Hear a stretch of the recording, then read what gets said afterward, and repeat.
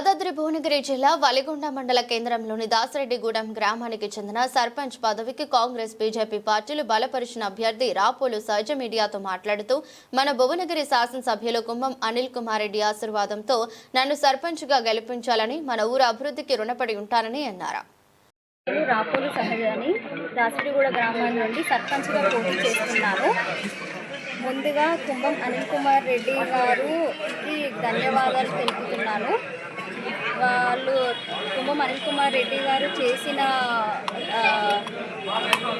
కార్యక్రమాలే కానివ్వండి, ఇంకా అన్ని గ్రామాలకి అభివృద్ధి చేసినవి అవన్నీ చూసిన తర్వాత ఇంకా నేను ఇంత చిన్న వయసులో నాకు రాజకీయాల్లోకి రావాలి అనిపించి ఆ అవకాశం వచ్చినందుకు నేను ఇంకా గ్రామ సర్పంచ్గా పోటీ చేస్తున్నాను.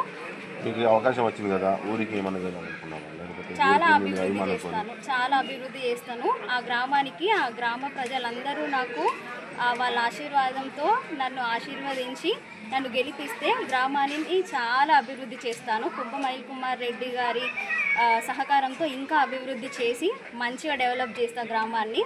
వాళ్ళకి ఎప్పుడూ అందుబాటులో ఉంటాం. దాసరెడ్డిగూడెం ప్రజలకి ఎప్పుడూ అందుబాటులోనే ఉంటాం. ఏ అవినీతికి పాల్పడను. మంచిగా అందరి ప్రజల్ని దృష్టిని తీసుకొని న్యాయంగా వాళ్ళకి న్యాయం చేస్తాం. వాళ్ళ ఇబ్బందులు ఏమున్నా కూడా వెంటనే మేము పరిష్కరించడానికి చూస్తాం. నాకు ఈ యొక్క ఛాన్స్ ఈ సర్పంచ్గా నన్ను మీ ఆశీర్వాదంతో నన్ను గెలిపించి చూడండి. ఇంకా నన్ను సర్పంచ్ అభ్యర్థిగా బలపరిచిన కాంగ్రెస్ బీజేపీ నాయకులందరికీ నా ధన్యవాదాలు. ముందుగా మన భువనగిరి ఎమ్మెల్యే కుంభం అనిల్ కుమార్ రెడ్డికి నా ధన్యవాదాలు. ఈ అవకాశం ఇచ్చినందుకు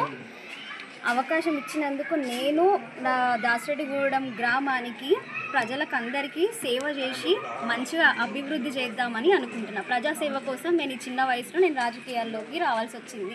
ఇంకా అవకాశం ఇచ్చినందుకు ధన్యవాదాలు కుంభం అనిల్ కుమార్ రెడ్డి గారికి.